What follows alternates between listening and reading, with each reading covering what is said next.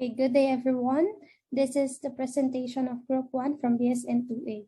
So may God guide us and help us to grasp all the knowledge and information that we will discuss in this discussion. So before we start, let's have a short activity called Put the Finger Down. So put the finger down if you believe that carbs are bad for you. Put the finger down if you believe that fats will give you a bad body shape. Put the finger down if you believe dairy products are unhealthy. Put the finger down if you crave for sweets every day. Put the finger down if you believe that cholesterols and fats are almost the same. Put the finger down if protein is essential for generating healthy skin and nails. Now, if you put your at least 4 of your fingers, then you must listen to this discussion very well.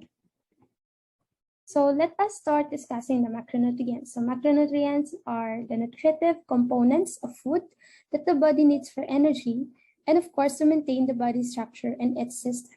So under macronutrients, we have the carbohydrates, fats, and proteins. So let's first discuss carbohydrates. So carbohydrates is the organic compound, specifically saccharides, starches, and sugars in your food that are composed of carbon, hydrogen, and oxygen. It is also the primary source of energy. So most people, especially those who wants to have a good shape, believe that carbs are unhealthy and bad for their shape. But the fact is, it is what our body needs for energy because it is the primary source of our energy. So without carbs, we won't be able to burn fats and we are depriving our body to some nutrients and minerals it needs to function properly. So we should always eat foods with carbohydrates, proteins, and fats since our body can produce its own macronutrients. So there are classification of carbohydrates. So there are 3. First is the monosaccharides. So it is a simple sugar. It is the simplest form of carbohydrates. They are sweets and require no digestion. They are absorbed directly into the bloodstream from the small intestine. So under monosaccharides, we have the glucose, dextrose. So it is identical to dextrose. That is a sugar that comes from a corn and wheat. So glucose is what we know as blood sugar. It is abundant in fruits, sweet corn, and corn syrup. It is mainly created in the body for starch digestion. It fuels the work of the body cell. It is the only one that can supply energy to the brain, nerve cells, and developing RBC. So our liver stores 1/3 of body's total glycogen. So the glycogen is yung stored form ng glucose. So aside from liver, our muscle cells can also store glucose. However, halos nakokonsume na nila sa sarili nila yung glucose na yun, especially when we are exercising. So there's also a process in which protein is converted into glucose. So this is called the gluconeogenesis. Sometimes kasi hindi natin nare-reload or napapalitan yung mga glycogen na nagamit natin. Kaya nagkakaroon tayo ng insufficiency when it comes to supply ng glucose. Kaya ang nangyayari, nagkakaroon ng reverse conversion. Ang protein naman na magko-convert into glucose, the what you call gluconeogenesis. So gluco as in glucose, neo as in new, genesis as in production. So how about naman kapag fewer ang carbohydrates na natatake natin? So pag fewer ang carbohydrates, fewer din ang glucose. So what will happen is that your body will use your fat to convert glucose and ketones as are produced as their byproducts. Kasi ang muscles natin and other tissues use ketones for energy. However, if ketones exceed, you will be in the state of ketosis. So ketosis is what disturbs the body's normal acid-base balance. So how about naman kapag sobra-sobra naman yung carbohydrates na take natin? So kapag ang carbohydrates ay sumobra, the liver will break them to form fat and then fat will travel into fatty tissues for storage. Kasi remember, ang fat cells natin can store limitless. Unlike sa liver natin na makakapag-store lang siya ng glucose ng 1/3 or only half a day's worth of glycogen. So next, we have the fructose or the levulose. It is the sweetest form of simple sugar. It is found in honey, most fruits, and some vegetables. It is also converted into glucose in the body. Next is the galactose.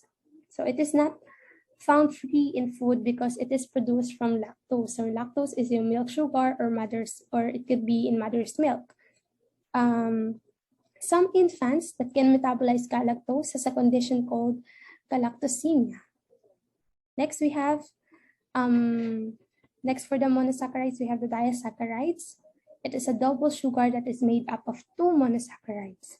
They must be changed into simple sugar by hydrolysis. So hydrolysis is what breaks the link between the monomer units in disaccharide to form two monosaccharides. So since ang disaccharides is two monosaccharides, kailangan mo na nilang i-break yon para mahati sila before silang ma-absorb.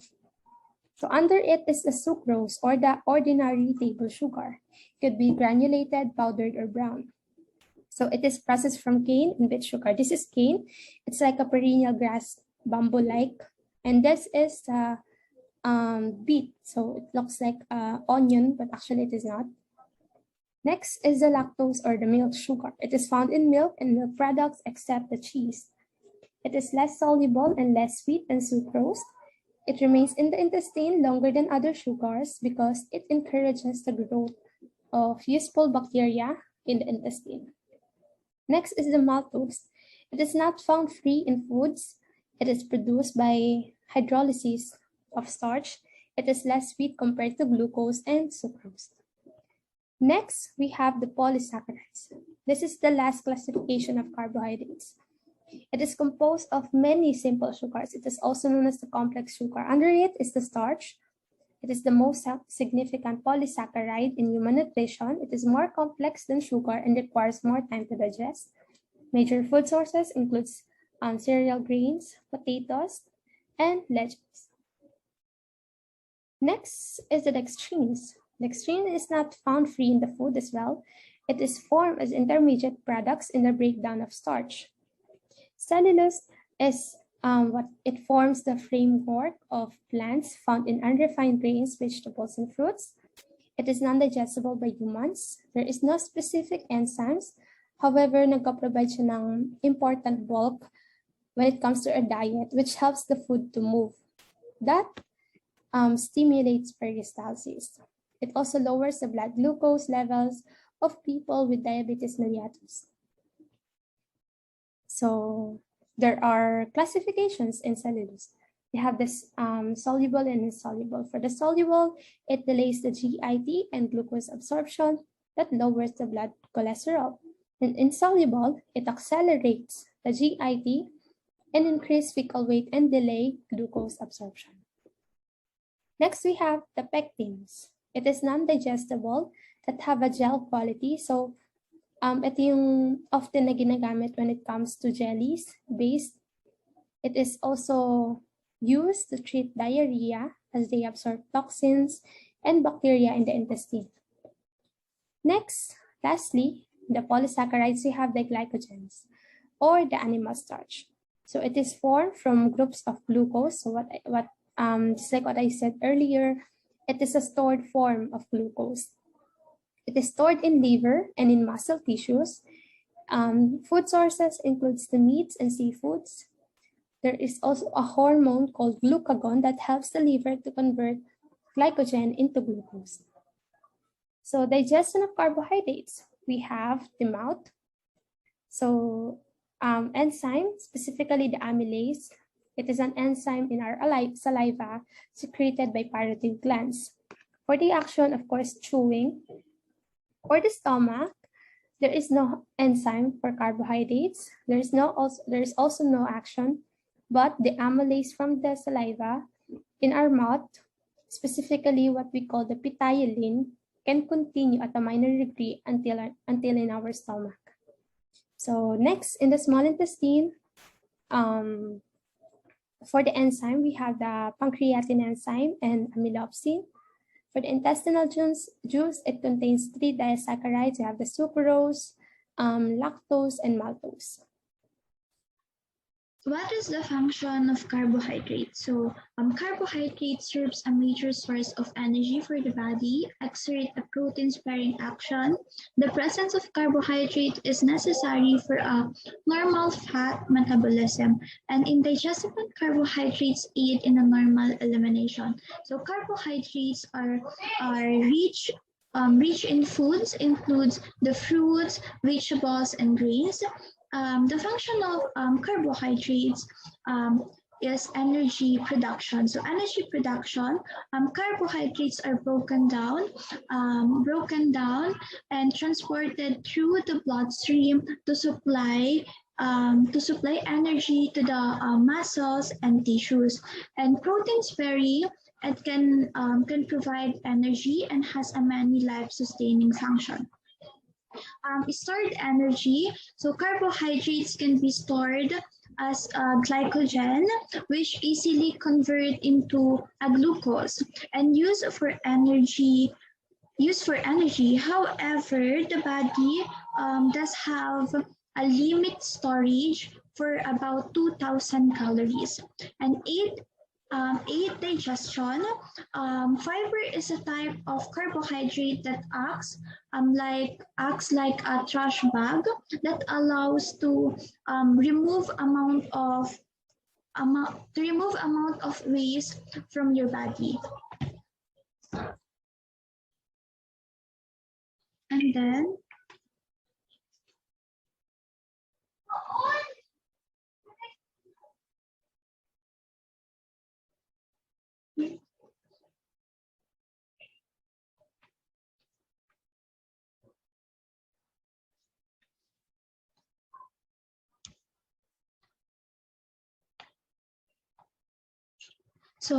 supply significant quantities of protein, minerals, and B vitamins. Lactose remain in the intestine longer than the other disaccharide. Why? Because lactose is consists of two sugars, which is the glucose and galactose. An enzyme in our small intestine called lactase quickly break down the lactose into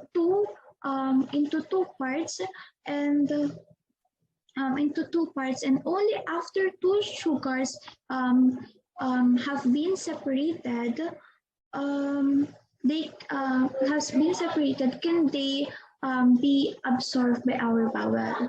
And lactose is the main carbohydrates in milk produced by the cows and other animals, and also human can produce milk, which is yung breast milk, also contains a lactose. So it is not present sa mga vegetable products like soy milk yung lactose. And also it is indispensable for the maintenance of functional integrity of the nerve tissue, and it is a sole source of energy in the brain.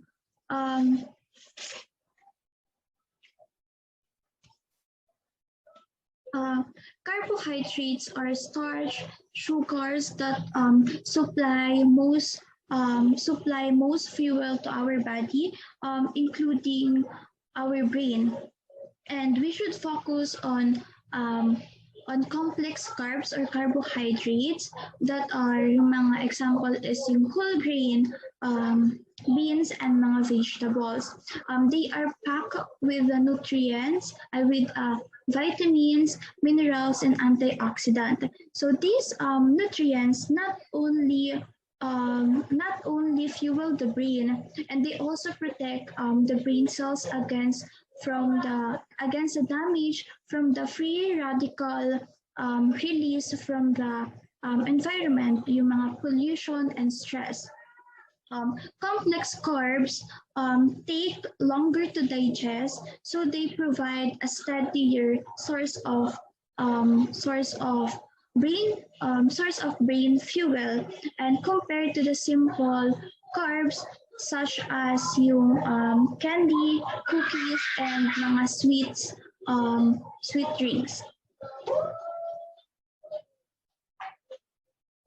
So the So source of carbohydrates example is in whole grain, sweet potato, and white potato, and also milk and sugar and sweets. So health benefit of starch and fiber, weight control. Fibers are rich in complex carbohydrates, tend to low in fat, and can promote weight loss. Heart disease, high carbohydrates, a diet rich in whole grains can protect an individual against heart disease and stroke. Cancer, high carbohydrate diets can help prevent many types of cancer. And diabetes, high carbohydrates, low fat diets helps to control the weight. And GIT, dietary fibers enhance the health of the large intestine. So fats and lipids or fats or lipids. So fats are organic compound composed of carbon, hydrogen, and oxygen. Triglyceride or fat and oil are fatty acid, ester, or glycerol. Fat constitute of 34% of the energy in a humans. So are greasy to touch and insoluble in water. So the body organs and nerve in position and protect them against shock and injuries. So they are example of fats and lipids. Okay, next, we have classification of fats. So we have simple lipids. Next, we have compound lipids. So for the simple lipids, there are classification in the sterile and non-sterile ester, also called neutral fats. Next, for the compound lipids, we have phospholipids, glycolipids, and lipoproteins, combined of fats with other components. So we have phospholipid. Phospholipid is compound of fatty acid, phosphoric acid, and nitrogenous base. So we have leucine, cephalin, and sphingomyelin. So for the leucine is this is the trace are placed in the liver and the egg yolk and in raw vegetable oil such as corn, and they are added products for the cheese, margarine, and compression to aid emulsification. So we have cephalin. So for the cephalin are needed for thromboplastin for the blood clotting process. So for the sphingomyelin are found into the brain and other nerve in tissue as component by myelin sheaths. For the glycolipids, compound of fatty acid combined with the carbohydrates and nitrogenous base. So we have three parts of glycolipids. So we have cerebroside, ganglioside, and lipoprotein. So for the cerebroside is a component nerve tissue and certain cell membrane where they play vital role in fat transport. So for the ganglioside, made of the certain glucose, galactose, and complex compound containing an amino sugars. So next we have lipoprotein. So for the lipoprotein is formed primarily in liver, are found in the cell, organelles, membrane, mitochondria, and lysosome. Next we have derived lipids. So they are fat substance produced from fats and fat compound during digestive breakdown.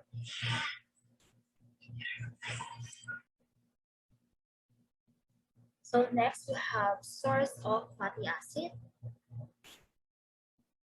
So we have saturated and monosaturated. So for the saturated, fats are those into which no hydrogen can be added. Palmitic and stearic acid are two examples of fatty acids. So next for the monosaturated is oleic acid, the most abundant monosaturated fatty acid. So next we have polyunsaturated fatty acids are those in which two or more double bonds are present. So next, if you can see, this is the source of fatty acid. We have saturated animal fat and unsaturated plant oil. So for the saturated animal fat, we have beef, seafood, red meat, dairy, sweet, molten egg, poultry, tallow yolk. And then for the unsaturated plant oil, we have vegetable oil, peanuts, soybean, cauliflower, corn, cotton, olive, or oil. The omega omega-6, omega-3 ratio, plant make omega-3 and omega-6 oils, but the latter is more widely distributed in plants. So this is the human should consume more omega-3 fatty acids from vegetable and marine sources like cod liver, oil mackerel, salmon, sardines, crabs, shrimp, and oyster. Next, this is digestion process of fats. This is a table. So organs, enzymes, and activities. So from the mouth, yung enzymes niya is non-activities, mechanical mastications. From the stomach, no major enzymes, small amount of gastric lips, tributary cases. So mechanical separation of fats and protein are starch digested out. Tributary, bottom fat, and fatty acid are glycerols. Next, small intestine, gallbladder or gallbladder, bile salt, emulsifier, pancreatic lipase. So emulsifies fats, triglyceride,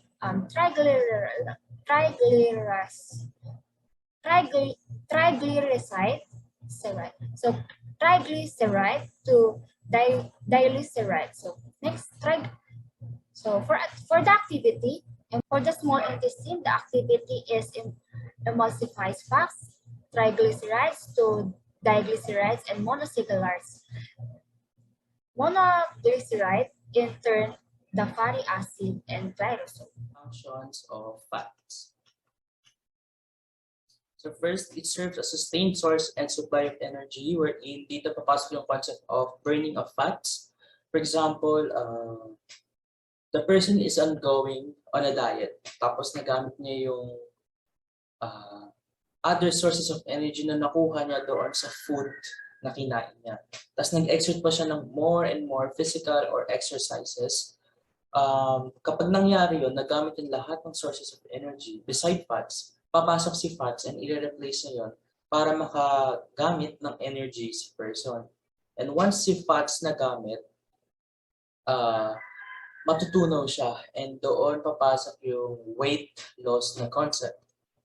Next, it also said that fats are said to be protein sparing since it has the availability to reduce the metabolism or burning of protein energy.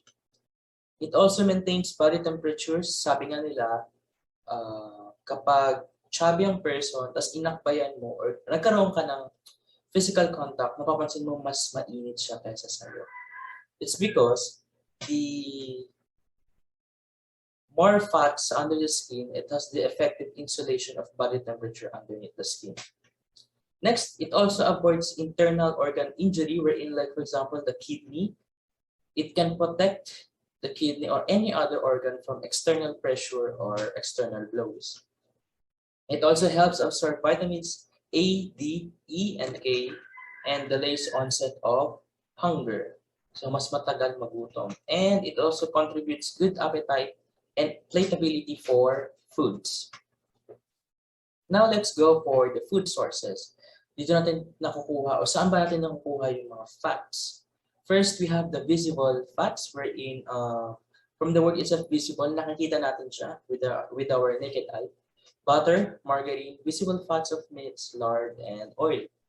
One good example, pag bumili ka ng animal meat or karne sa market, tapos pag may napili kang certain parts ng karne, yung taba na makikita mo, ayun, visible fats yun. And then, for example, the oils, the butter and margarine. The butter and margarine used for pag magluluto kayo ng pancake, di ba, lalagay nyo siya sa pan, tapos hintayin matunaw. And that's the butter or margarine. And one clear example of this one is, for example, nagluto ka ng adobo. And then, yung adobong yun, hindi naubos. So, nilagay sa ref para hindi mapanis. After a few hours, kinuha ulit yung adobo, then pagtingin mo, merong buo-buong mantika na nabuo sa top ng ulam. So, ayun yung tinatawag natin. So, ayun yung oils na ginamit and ayun yung visible fats. Now, for the invisible fats, which means invisible, hindi natin siya nakikita, pero we can feel na merong fats or oil doon. For example, milk, cheese, eggs, nuts, and meat. Of course, under invisible fats, we have two types, the saturated and polyunsaturated. Yung saturated, ito yung mga products na na-process na or nag-undergone ng different procedure. And other example, and other definition is a form of fatty acid that only has one single bond between the carbon, which was, I think, tackled way back in our biochemistry first semester. And one good example for saturated fatty acids are the ice cream, chocolates, cake, bacon, fatty meat, margarine, egg yolk, and many more. Di ba pag kumain ka ng ice cream tapos natunaw, then napunta sa kamay mo, pag pinunasan mo afterwards, mafe-feel mo malagkit. It's because meron siyang oil or fats na nandoon sa ice cream. It's also the same as chocolates and cake. Now for the polyunsaturated fatty acids, these are the products or foods that has a natural fats in them. Hindi siya nag-undergo ng different procedure. Nag-undergo different process, pero hindi ganun kadami. Examples are fatty fishes, mayonnaise, corn, soybean, and sunflower, and these are usually can be seen on the plants and seeds. Under polyunsaturated fatty acids, we have the two types of polyunsaturated, which is the linoleic acid and the linolenic acid. So for the linoleic acid, these are the primary member of omega-6 family. These can be seen on the plants and flowers such as corn, safflower, soybean, cottonseed, and poultry fats. Hindi rin siya makikita sa meat kapag ginawa mo siya into other acid. Now for the linolenic acid, these are the primary member of omega-3. These are usually found in flaxseed, canola, walnuts, nuts, and seeds. And this acid can be made into EPA and DHA that is good for growth and development and prevention of other diseases. Di ba minsan napapansin niyo sa mga commercial ng mga gatas or any food products, malagi niyo marinig yung word na DHA. And usually sa milk siya na per percent pag nag-advertise. And DHA is really good for bone growth and development. Next, of course, we have different health effects of fats or lipids. Pag sabing health effects, hindi lang siya good. Of course, meron din dapat bad para balance. First on the list, we have the heart diseases. Too much fats or excessive fats or lipids can cause heart disease because it can elevate your blood cholesterol level and may risk for cardiovascular diseases. Now for the risk from saturated fats, these are the products that has undergone different process or procedure. It can also raise your blood cholesterol levels. And from the benefits from the monounsaturated fats of the unsaturated are the things that came from them naturally. Hindi siya inad, hindi siya processed. The products under this can help us to reduce the risk of having heart diseases. For example, ito is olive oil. Next is the benefits from omega-3 polyunsaturated fats. For example, ito fish na kinakain once a week. And this can also lower the level of blood cholesterol and prevents heart attack and CVA. Next, cancer. Fats or lipids cannot cause cancer, but they can activate cancer cells and once it has arisen. And of course, obesity with people who are eating high-fat diets tends to store more fat on the body. Okay, wala talagang specific or there's no specific recommendations for the level of fat intake. But on this table, these are the basic servings that can be served pagkakain na. As you can see, the butter has 18 grams of fats per 3 pats. So, ibig sabihin tatlong hiwa or tatlong kuha sa butter gamit ng isang certain utensils can have or can weigh 18 grams of fats. It's also the same as for the milk with 2 cups.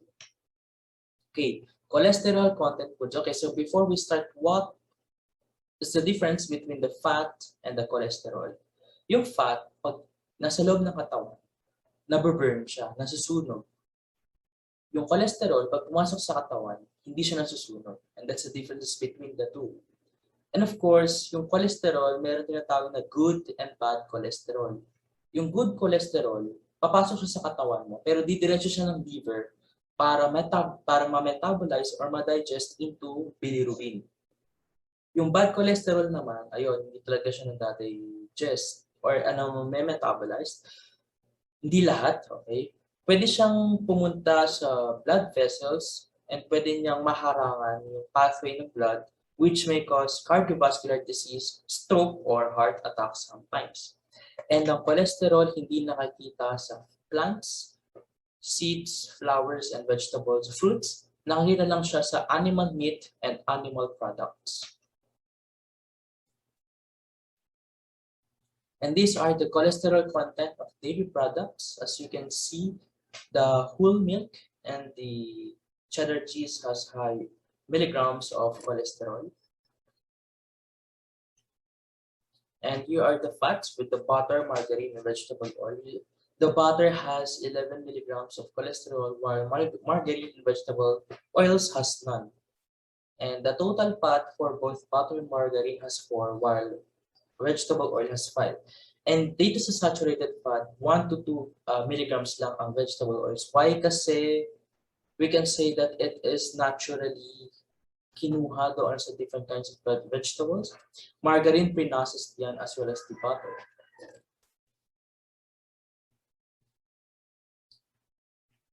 And here, dito ang laki ng egg.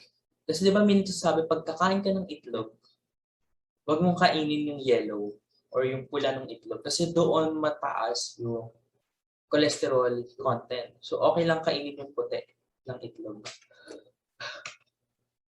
And here, the squid and the beef liver has high cholesterol. Bakit sa beef liver mataas? Kasi nga, ganun, kung ano yung nangyayari sa tao, possible nangyayari rin sa mga hayop. Pag kumain ng cholesterol si hayop, pwedeng pumunta sa liver, then doon mag-turn into bilirubin or anything. So kapag kinain mo yung liver ng isang animal, then pwedeng mapunta sa'yo, o pwede mong makonsume cholesterol na nasa loob ng katawan, na nasa liver ng animal. And as the same as the chicken liver. Now let's go for the icebreaker for break. So before we continue, let's have a short icebreaker for all of us. You are given 5 seconds per question for you to answer it. So let's start.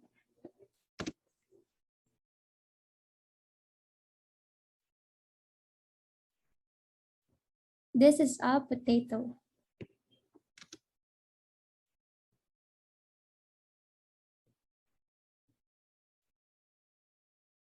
Cauliflower.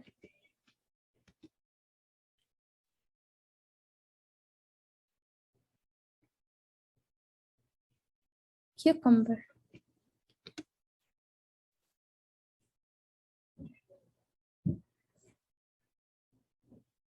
Capsicum.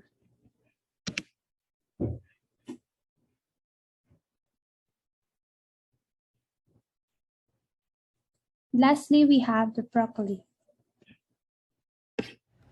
We now move on to trans fat. The fat family, unlike other members of the fat family like the saturated, polysaturated, and monosaturated fats, trans fats are basically artificial fats.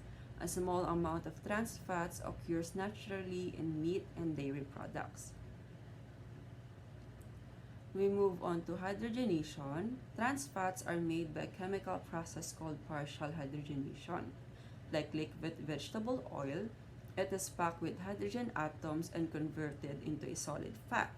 This makes it a perfect fat for the food industry to work with since it has a high melting point and a creamy smooth texture, and it is also usable in deep fat frying. Animal meat is the only source of food that has cholesterol. All other sources such as fruits, vegetables, grains, and nuts do not contain cholesterol. We move on to shelf life and texture. Partially hydrogenated fats or trans fats lengthen the shelf life of food. They also add a certain pleasing mouthfeel to all manner of processed food, such as French fries, fish sticks, creamy frosting, malt in your pies, and pastries. So worse than butter, hydrogenated fats were seen as a healthier option to saturated fat. However, numerous studies now conclude that trans fat are actually worse. Saturated fats raise the total and bad LDL cholesterol levels. Trans fats do the same, but they also steer levels good HDL cholesterol, the kind that helps unblock arteries. Trans fats also increases triglyceride levels in the blood, adding to the danger of cardiovascular disease. Basically, the more solid the fat, the more it clogs the arteries. So the common sources of trans fats are crackers, donuts, French fries, cookies, vegetable shortening, hard margarine, and pastries. Packaged foods high in trans fat should be avoided, for many natural foods are already high in trans fats. 20% of trans consumption comes from natural food, not from oil or solid spread that is processed to enhance palatability or lengthen shelf life. So how to lower fat intake? So in order to lower your fat intake, don't deprive yourself of fatty foods. This will likely cause you to crave more fat food. Instead, eat fatty foods moderately. To be moderate, add more healthy foods to your diet, supplementing with a clinically proven fat binding or natural appetite suppressing products will help. Some people may find it helpful to submit themselves to healthy authority, such as trainers or physicians. So what do happens when trans fat is consumed? By ingesting margarine or any kind of numerous other fake food products containing fats, damaged molecules enter to the cellular structure of the body. Many chronic health conditions has been linked to diet rich in trans fat. Coronary heart disease are one diseases, but there are other diseases such as cancer, diabetes, liver toxicity, and obesity that are believed to be associated with eating trans fat. So some physicians believe that trans fats also accelerate aging, compromise the immune system, damage the lungs, damage reproductive organs and their processes, contribute to mental decline and chromosomal damage, increase problems with mental functioning such as autism, ADD, ADHD, Parkinson's and Alzheimer's disease, and depression. Increase the risk for arthritis and autoimmune disease. So now let's talk more about trans fat. Unhealthy trans fats, along with the healthy saturated, monounsaturated, and polyunsaturated fats, such as omega-3 and omega-6 oils, are variety types or fat types found in food that are commonly consumed. So trans fats are usually found in baked goods such as donuts, cakes, breads, as well as salads, dressing, and snack foods. Most, uh, while trans fat occurs naturally in the meat and dairy products harvested from ruminant animals such as sheep and cows, today most trans fats ingested by humans have been artificially created through the hydrogenation of plant oils and animal fats. So, um, trans fat is developed as a cheap alternative to using animal fats such as lard or butter or semi-solid plant fats like palm oil. The hydrogenation process used to manufacture trans fats involves extracting oil from unsaturated plant fats, usually vegetable oil. Hydrogen is added at very high heat, damaging the oil in order to transform in molecules into a more convenient to use trans fat solid. So next is make positive changes. So there are steps in in making positive changes. So the first step is eliminating trans fats. So avoid sources of hydrogenated and partially hydrogenated fats and damaged polyunsaturated oils. So here are the foods to avoid. We have bottled salad dressing, chips, cookies, corn oil, cottonseed oil, deep fat fried food, imitation mayonnaise, imitation sour cream, margarine and other hydrogenated fake butter spread, non-dairy creamers, pressurized whipped cream, processed junk food and fake foods, sandwich spread, and shortenings. Next step is the fighting fat with fats. As a general rule, OPT for the real thing. So here are the real foods listed. Um,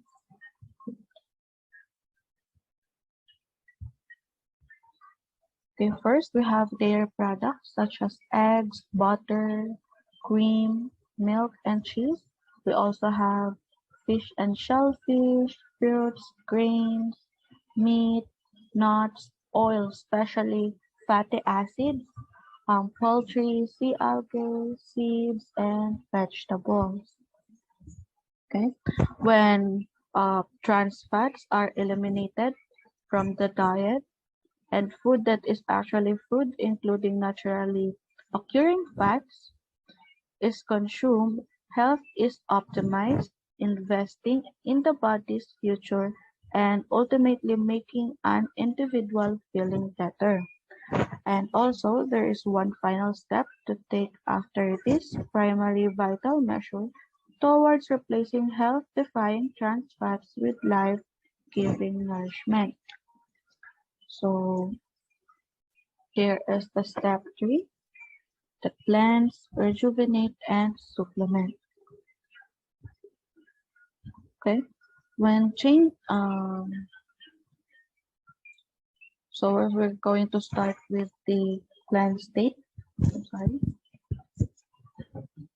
It is important to clear out all the toxic buildup so that the body system can start fresh. Some doctors recommend regular colon cleansings, periodic liver flushes, and revitalizing multivitamins as part of an ongoing health regimen. For the detoxifying the liver, a liver cleanse is another step on the road to recovering from trans fat. Cleanses comprised of milk thistle are recommended by some doctors because they are proved to be effective in helping to alleviate the effects of unhealthy diet and the burden it places on the at the and the burden it places on all of the body systems. Okay. The dietary toxins, including trans fat, tax the limits of the body's immune system. With 500,000 chemicals in the environment alone, including the 1,000 it takes to grow and process the food, and the nearly 6,000 chemicals and additives in one's diet, the body must constantly battle to rid itself of deadly toxins. So, detoxifying the liver can help to remove the unwanted pollutants and it enables it to function properly. Though it is impossible to get rid of every potential negative from the diet or the environment, detoxification and cleansing can go along can go along can go a long way toward ridding the human body of the pollutants unwittingly ingested on a daily basis. Next is proteins. Proteins came from the Greek word protos, meaning primary or holding first place. First substance recognized as a vital part of living tissue. It contains nitrogen in addition to the basic carbon, hydrogen, and oxygen. There are complex compounds of high molecular weights, structured and specific arrangement, and numbers of their simpler building units, amino acids. Classification of proteins. In simple proteins, albumins, which are soluble in water, coagulated by heat, globulins, which are insoluble in water, soluble in dilute salt solution and coagulated by heat, luteins, which are insoluble in neutral solvents but soluble in weak acids and alkalis, coagulated by heat, prolamins, which are soluble in 70% to 80% alcohol, insoluble in absolute alcohol, water, and salt solutions. Albuminoids, which are insoluble in all neutral solvents and in dilute acids and alkalis. Histones and protamines, which are basic polypeptides soluble in water, not coagulated by heat. In compound proteins, nucleoproteins are a combination of simple proteins and nucleic acid. Mucoproteins and glycoproteins are a combination of a protein and large quantities of complex polysaccharides. Lipoproteins are compounds of a protein and a triglyceride or other lipids such as phospholipids or cholesterol found in cell and organelle membranes. Phosphoproteins are compounds of phosphoric acid joining ester linkage to protein found in casein of milk. Chromoproteins, compounds of proteins and non-protein pigment. Metalloprotein are compounds of metal attached to protein found in ferritin, hemosiderin, and transferrin. And C, the derived proteins. Chemical stages of protein. Amino acid is a chemical structure that combines both acid and base factors. This important structure gives amino acids a unique buffering capacity. Peptide linkage, group of one amino acids joins the acid group of another. Polypeptides, long chains of amino acids that are linked in this manner. Essential and non-essential amino acid. Essential amino acids cannot be synthesized by the body and are necessary in diet. Non-essential amino acids can be manufactured by the body, therefore are not as necessary for consideration in the diet. Complete and incomplete proteins. Complete proteins are animal origin, meat, milk, cheese, and eggs. And incomplete proteins are plant origin, grains, legumes, seeds, and nuts. Digestion of protein in mouth, enzyme, non-action, only mechanical mastication. In stomach, enzyme, pepsin produced first to pepsinogen, then activated by the hydrochloric acid. In action, convert protein to proteases and peptones. In infants, enzyme renin convert casein to coagulated curd. In small intestine or alkaline, pancreas, trypsin converts proteins, proteases, and peptones to polypeptides and peptides. Chymotrypsin converts proteases and peptones to polypeptides and dipeptides, also coagulates milk. Carboxypeptidase converts polypeptides to simpler peptides, dipeptides, and amino acids. In intestine, aminopeptidase converts polypeptides to peptides and amino acids. Dipeptidase converts dipeptides to amino acids. So now we're going to tackle about the functions of proteins. So it is used in repairing worn out body tissue proteins or anabolism. Proteins is also used to build new tissues. It is a source of heat and energy, contribute to numerous essential body secretions and fluids, enzymes, and proteins. Proteins is also important in the maintenance of normal osmotic relations among the various body fluids. They play a vital role in the resistance of the body to diseases, and its dietary proteins furnish the amino acids for a variety of metabolic functions. So dito naman, these are the food that are the sources of proteins. So complete protein foods such as meat, fish, poultry, egg, milk, cheese, legumes, nuts, breads, and cereals. So these are the foods that are rich in protein. The next one is the requirement for human nutrition. So we're going to tackle here about the quality of protein fundamental to health and life.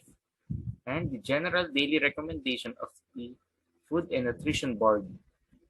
So for adult, ang recommended protein para sa kanila is 0 to 9 grams per kilogram body weight. And for children naman, growth needs vary according to age and growth patterns. And for mga pregnant women, rapid growth requires an increase of 30 grams over that of a non-pregnant woman. Lactation, it requires an increase of 20 grams. So the next one is the measures of protein quality. Biologic value, BV. It measures the effectiveness of protein quality in supporting the body's needs. Net protein utilization, or NPU. It also measures how capably a protein is used by the body. The protein efficiency ratio, PER. It measures the increasing weight of the growing animal and compares it with the intake. The next one is the health effects of protein. So too much intake of protein can also lead to various effects. First one is heart disease. So foods rich in animal protein tend to be rich in saturated fats. So too much intake of protein can also lead of heart disease. Pag nasobrahan lang naman, sobra-sobra talaga. So the next one is cancer. Studies suggest a relationship between high intake of animal protein and some types of cancer, like cancer of the prostate gland, pancreas, kidneys, breast, and colon. The next one is osteoporosis. Calcium excretion rises as protein intake increases. Next one is weight control. Protein-rich foods are also rich in fat, which can lead to obesity with associated health risks. The last one is the kidney disease. Excretion of end products of protein metabolism depends on a sufficient fluid intake and healthy kidneys. A high-protein diet increases the work of kidneys. So always remember na having a balanced diet is very important. So we must measure, control lang natin yung pag-eat ng protein, balance lang. And dahil pag nasobrahin ito, maaring makapag-apekto ng ating health negatively. So the next one is the protein energy malnutrition, or PEM. So protein energy malnutrition is a condition resulting from insufficiency of protein or energy or both in the diet. So acute PM occurs in children who are thin for their height. Chronic PEM occurs in children who are short for their age. So there are two forms of PEM. First one is marasmus. It is a severe deprivation of food over a long period of time, characterized by insufficiency of protein and energy intake. The next one is the kwashiorkor. So this is the condition reflects an abrupt and recent deprivation of food, which develops rapidly as a consequence of protein deficiency or an illness like measles. So now let us discuss our journal. So for our sources, the title is Adequacy of Usual Macronutrient Intake and Macronutrient Distribution in Children and Adolescents in Spain, a National Dietary Survey on the Child and Adolescent Population. So these are the authors and the APA citation of our source. So for the objectives of the study, so this research aims to describe the nutritional status and evaluates the National Dietary Survey of total general intake of energy and macronutrients in the Spanish child and adolescent population project. So an unhealthy diet is one of the most important risk factors associated with non-communicable diseases that causes high morbidity, and high mortality worldwide. Therefore, prevention and risk factor reduction must be addressed. Next, for the sample. So this study is population-based and focuses on children and adolescents. The target population consists of people between 6 months and 17 years old living in a private household. The research sample size includes 260 subjects and 130 men and 130 women that are classified as infants, toddlers, children, and adolescents. Then the participants are stratified by gender and age, which 50% boys and 50% girls. So addressing the dietary intake in childhood and adolescence are the key stages to establish healthy habits that will carry into adulthood. Next is the methodology. So the researchers conducted a cross-sectional survey of Spanish children and adolescents to collect data on food consumption and information on eating habits. The information obtained by the research through the selection process includes 5 contacts. So the first contact with relatives by phone for nursery and kindergarten, which are the children under 3 years old. The second contact is by giving a letter detailing the research and consent to participate. The third is used to confirm consent and administer general questionnaires and questions. The fourth is used for the first 24-hour recall reminder records. So this recall is a recall on what they eat for 24 hours.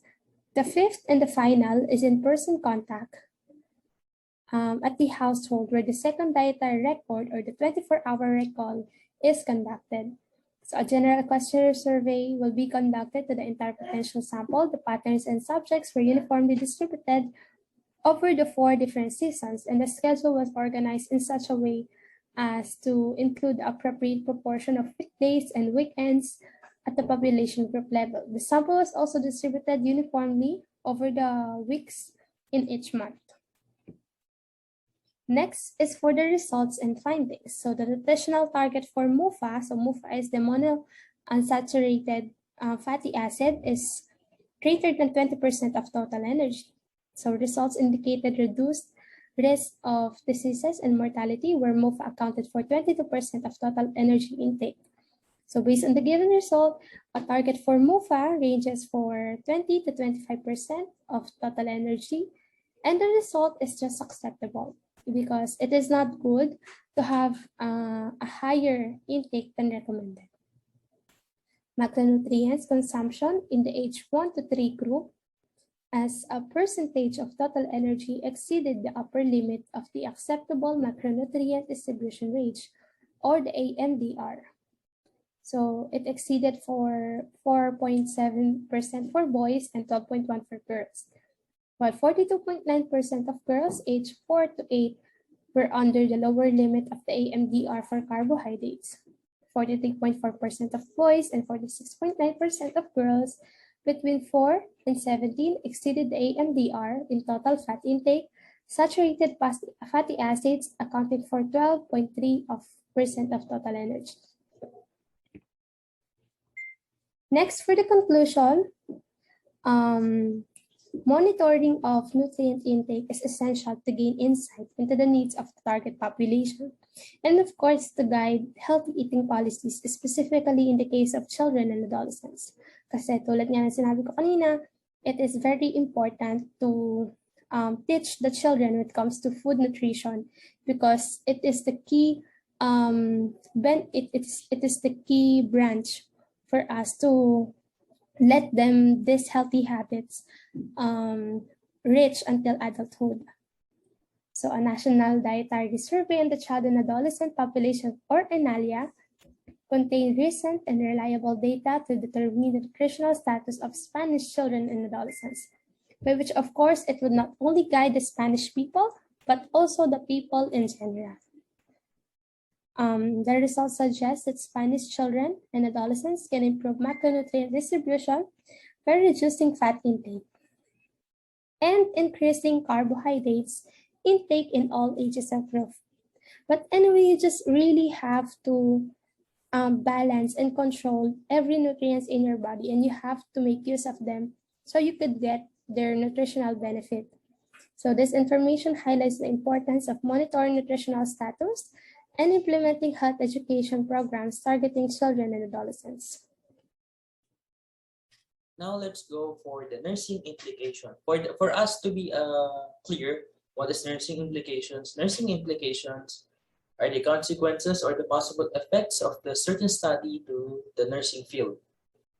Okay, so in this study, and since it talks about the adequacy of macronutrient, in order to ensure the patient's nutrition and diet, it is necessary for nurses to perform assessment and intervention, provide mealtime assistance and nutrition support therapy, monitor, manage, or evaluate the impact of nutrient and dietary therapies, support and supplement the information provided by the dietary department, interact closely with patients who needs more nutrition services, and promote health teaching to the patient and to the family.